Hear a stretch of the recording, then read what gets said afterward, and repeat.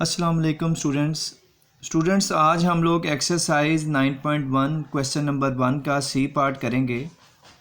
Find the distance between the pair of points a -8 1 और b 6 1। Students distance find out करने के लिए सबसे पहले हमें मालूम होना चाहिए कि डिस्टेंस का मतलब क्या है। देखिए, अगर हमारे पास 2 पॉइंट्स हैं, लेट्स सपोज a पॉइंट्स ये हैं, बी पॉइंट्स ये हैं, तो इनके दरमियान ये जो फासला है यहाँ ए से लेके बी तक, यानी स्टार्टिंग पॉइंट से लेके एंडिंग पॉइंट तक, इस फासले को हम डिस्टेंस बोलते हैं। ठीक है। और पेयर ऑफ पॉइंट्स का मतलब क्या है कि 2 पॉइंट्स हैं, यानी 2 पॉइंट्स हैं, उनके दरमियान जो फासला है वो हमने फाइंड करना है। लेट्स सपोज हम ये कह लेते हैं अली जो है वो एक पॉइंट पे खड़ा हुआ है और काशिफ दूसरे पॉइंट पे खड़ा हुआ है, तो अली से काशिफ तक का डिस्टेंस देखना है कितना होगा। ठीक है। तो स्टूडेंट्स अब हम आएंगे अपने क्वेश्चन की तरफ कि हमारे पास सबसे पहले हमने क्या लिखना है, सॉल्यूशन बेटा लिखने के बाद हमने सबसे पहले x1 और y1 फाइंड करना है। x1 क्या होता है, देखिए जो हमारा पॉइंट्स गिवन है उसके जो फर्स्ट पॉइंट्स हैं, यानी आप स्टूडेंट याद रखें कोई भी पॉइंट हो तो उसके कोऑर्डिनेट्स x और y होते हैं, यानी पहली रकम x होती है, दूसरी y होती है।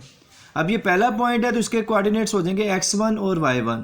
ठीक है, यानी ये क्या हो जाएगा x1 और ये क्या हो जाएगा y1। इसी तरीके से अगर हम देखें तो x1 की वैल्यूज़ क्या है -8 और y1 की वैल्यूज़ क्या है 1।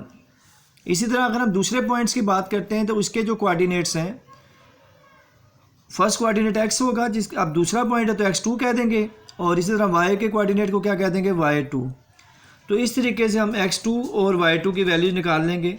x2 की वैल्यूज़ हमारे पास 6 आ जाती है और y2 की वैल्यूज़ हमारे पास क्या आ जाएगी 1 आ जाएगी। तो इस तरीके से हमने x1 और y1 की वैल्यूज़ फाइंड कर ली। स्टूडेंट्स ये वैल्यूज़ फाइंड करना बहुत ज़रूरी होती हैं और ये बिल्कुल ठीक फाइंड करनी होती हैं, क्योंकि अगर यही वैल्यूज़ गलत हो जाएंगी तो आपका मिड पॉइंट या डिस्टेंस जो भी आप फाइंड कर रहे होंगे वो गलत हो जाएगा।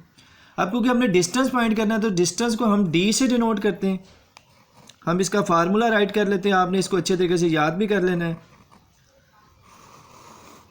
Under root bracket x2 minus x1 का whole square plus y2 minus y1 का whole square.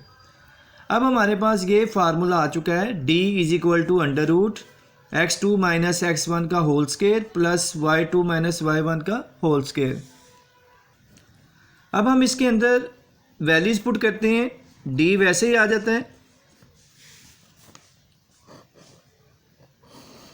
Under root x2, देखें क्या वैल्यूज x2 की 6 पुट कर दिया, माइनस x1 क्या है -8। अब ये माइनस और ये माइनस मिलके क्या बन जाएंगे प्लस, होल स्क्वायर वैसे ही आ जाएगा।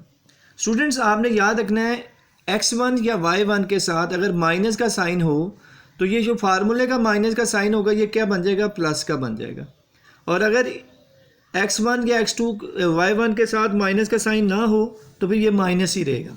जैसे अभी हम देखते हैं प्लस y2 क्या है 1 और माइनस y1 क्या है 1, तो 1 माइनस 1 का होल स्क्वायर। तो स्टूडेंट्स अब हम देखते हैं, इसी को मज़ीद सिंप्लीफाई करते हैं।